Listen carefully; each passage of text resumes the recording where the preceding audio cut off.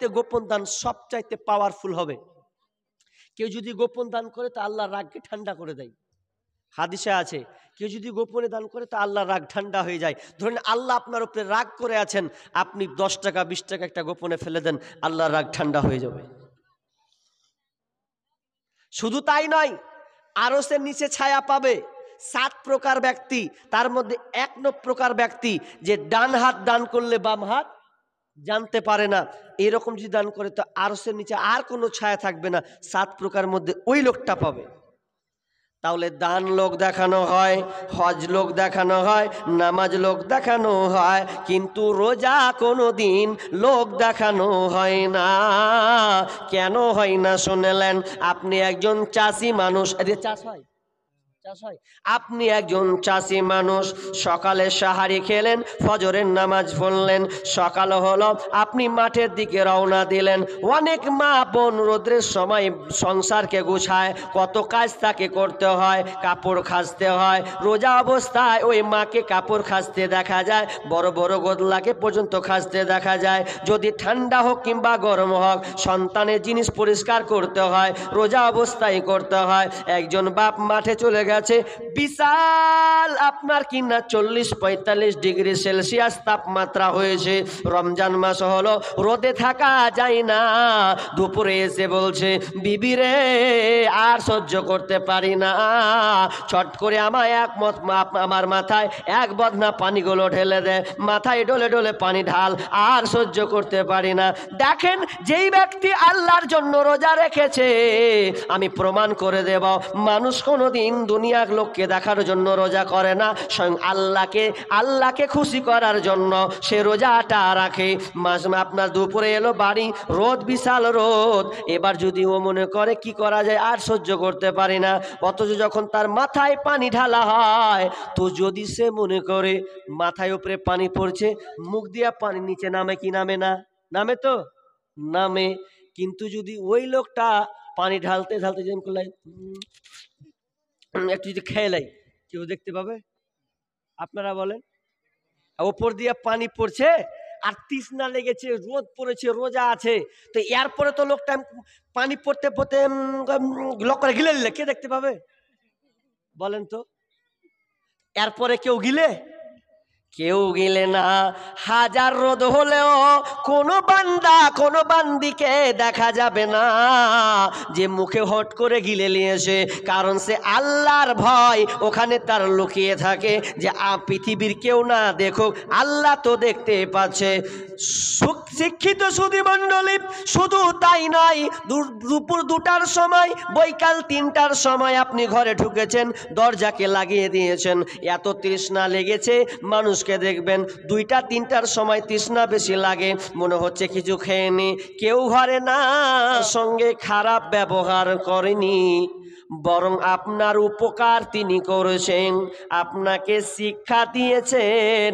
আপনার ছেলেকে আপনি একটা চর মারলেন, ও ঘুমিয়ে গেল, আপনি বলছেন বেটা খা, মা বলছে বেটা খেলে, আর বেটা রাগ করে শুয়ে গেছে, বেটা বলছে খাবো না, মা বলছে আমার ধন আমার কলিজা খা, বলছে খাবো না, বারবার বলছে খাবো না, তার মানে মা বলছে বেটা খেয়ে নে, রাগ আর করিস না, আব্বা বকেছে, বকতে পারে, ওটা নিয়ে তুই আর চিন্তা করিস না, ওটা নিয়ে ভাবিস না, এখন 2টা তুই ভাত খেয়ে নে, তো বারবার বলছে আমি খাবো না। তাহলে মা কত ভালোবাসার প্রতীক।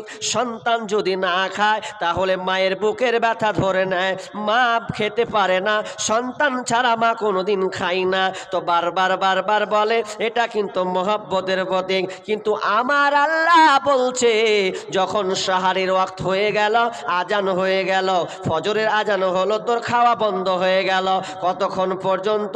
যতক্ষণ পর্যন্ত মাগরিব না হবে, মুয়াজ্জিন আজান না দেবে, তো আপনার কিনা ওয়াক্ত না হবে, ততক্ষণ পর্যন্ত তুই খেতে পাবি না। তার মানে এখনো বুঝলাম না আল্লাহ কি ভালোবাসার জন্য রোজাটা দিয়েছে।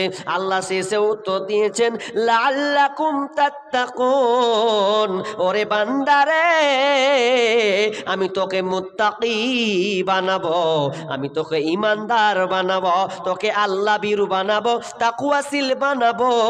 এই জন্য আমি এই সিয়ামটা ফরজ করে দিলাম। আপনাদের এদিকে ইট কাটাই, ইট ইট কাটাই, কি বলেন আপনারা, ভাটি না ভাটা?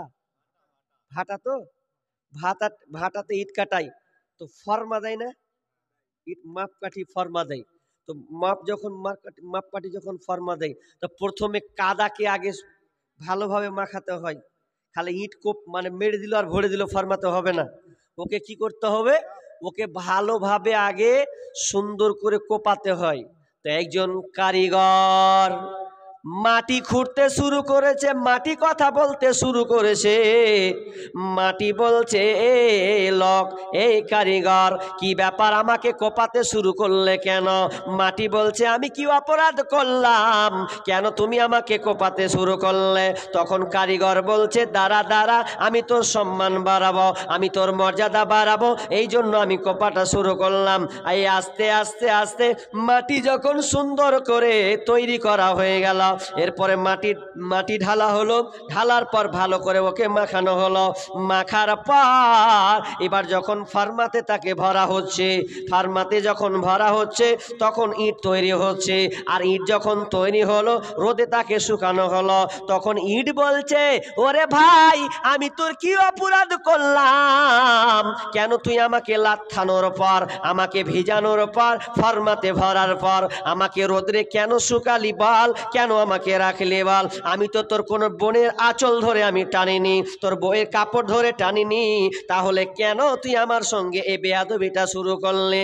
কারিগর বলছেন, এই দাঁড়া দাঁড়া, এখনো তুই চুপ থাক, তোর মুখটাকে বন্ধ রাখ, এখনো তোর মুখটা বন্ধ রাখ। তখন তিনি শুধু তাই নয়, রোদে পড়লো তো পড়লো, এবার ভাটা তৈরি হবে, চারদিকে ইটকে সাজিয়ে দিয়েছে, চারদিকে কয়লা ভরে দিয়েছে, জ্বলন্ত আগুন তাপ চলবে 5 দিন 7 দিন ধরে, আপনার 10 দিন 15 দিন ধরে দাও দাও দাও দাও করে জ্বলবে, থেকে যাবে, ওটাকে কেউ হাত দিবে না, ভালো করে লেপন দিয়ে দেবে। ওই সময় ইট কাটছে আর বলছে, ওরে ভাই, কি এমন বড় ক্ষতি করলাম, শেষ পর্যন্ত আমাকে কয়লা দিয়ে তোরা জ্বালাবি, এটা আমি কি এমন একটা অপরাধ করলাম? তখন কারিগর বলছে, চুপ থাক চুপ থাক চুপ থাক, আমি তোর এমন দাম বাড়াবো তুই নিজেও বুঝতে পারবি না। যখন ইট তৈরি হয়ে গেল, ফার্মাতে ভরা হলো, আপনার পুড়িয়ে দেওয়া হলো, ইট সম্পূর্ণ তৈরি হয়ে গেল, ভালো ভালো 1 নম্বর ইট সাজায়, 2 নম্বর ইট সাজায়, স্পেশাল ইটকে সাজিয়ে নেয়, তারপরে আপনার ঝামা ইট বের হয়, ঝামা ইট বের হয় না, ওই ঝামা ইটকে আবার কেউ লাই না, ওটা ছুঁড়ে ফেলে দেয়। তখন বলছে, দেখ এবার তোর কি দাম বাড়ালাম, বলছে এমন দাম বাড়ালাম, বড় বড় বড় ইউনিভার্সিটি কলেজ থেকে আসে আর বলে, বলো 1 নাম্বার ইট কোনটা, বলে ওইটা। তখন বলছে ওই ইটটা আমার লাগবে। তখন কারিগর ইটকে বলছে, দেখ তোর কত দাম বাড়ালাম, তুই মনে করছিস আমি তোকে রোদে পুড়িয়েছিলাম, আগুনে জ্বালিয়েছিলাম, না না না, আমি তোর মর্যাদা বাড়ার জন্য আমি তোকে এমন মর্যাদায় নিয়ে যাব, দেখ তোকে মানুষ ইউনিভার্সিটির লোক, কলেজের লোক, বড় বড় 10 তলা 20 তলা কোটিপতিওয়ালা লোক তোকে কিনতে আসবে, তোকে সাজাবে, 4 তলা 5 তলা 6 তলা উপরে উঠবে, তাহলে তোর কত দাম? তখন ইট বলছে, ভাই এবার বুঝেছি আমার কত দাম, আমি পড়েছিলাম মাটিতে, কেউ গুরুত্ব দেয় না, তোরা আমাকে ভালো করে মাখিয়ে ইট তৈরি করলি, আর এটা বড় বড় কোটিপতি লোকেরা আমাকে ক্রয় করতে এসেছে। ঠিক তেমনি আমার আল্লাহ বলছেন, ওরে বান্দারে, আমি তোকে না খিলিয়ে রেখেছি এটা মূল কারণ নয়, তুই যে না খেয়ে আছিস তার মানে তুই রোজাদার, তুই একজন ইমানদার, আমি তোর মর্যাদা বাড়ার জন্য এমন করে আমি এই সিয়ামটাকে দিলাম, আর এই সিয়ামটা দেওয়ার পর আমি আল্লাহ, আমি তোকে নিজের হাতে সবটা দেব। পৃথিবীতে অনেক ইবাদত আছে, যে ইবাদত কোনটা 10 নেকি, কোনটা 20 নেকি, কোনটা ফেরেশতা লিখছে, কিন্তু রমজান মাস যেই রাখবে এর প্রতিদান খাতায় লিখবে না, কি হবে, এ প্রাইজ, এ পুরস্কার কিভাবে আসবে? তো আল্লাহ বলছেন, আমি নিজের হাতে ওই বান্দাকে পুরস্কৃত করব, নিজের হাতে, অন্য আমল দিয়ে নিজের হাতে দিবে না। কিন্তু এই রোজাটা আল্লাহর প্রাইজ এটা নিজের হাতে দিবেন। কেন জানেন? কারণ মানুষ এই রোজাটা রাখে আল্লাহর জন্য। কার জন্য রাখে বলেন তো? প্রমাণ করছি। নামাজ লোক দেখানো হয়, হয় না? বিহাই যখন এলো তখন নামাজ হলিল আল্লাহ আকবার। বিহাইকে দেখাচ্ছে, দেখ আমি নামাজ পড়ি। আসলে ও নামাজ পড়ে না। বিহাইয়ের সঙ্গে জোহরে নামাজ হলিলেও আর আসর আকার পাওয়া গেল না। তার মানে উল দেখাচ্ছে বিহাইকে যে দেখো আমি একটু নামাজ পড়ি। অনেক মুসল্লি আছে শুক্রবার জুমার দিন নামাজ পড়ে, আর ওকে পাওয়া যাবে না 7 দিন ধরে। ওই শুক্রবারই একদিন পাওয়া যায়, ওটাও লোক দেখানো।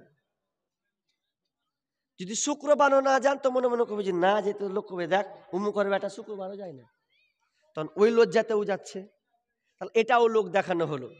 দান, এটাও লোক দেখানো। দান দিলেন। এক জায়গাতে প্রোগ্রাম করছি মুর্শিদাবাদের মধ্যেই,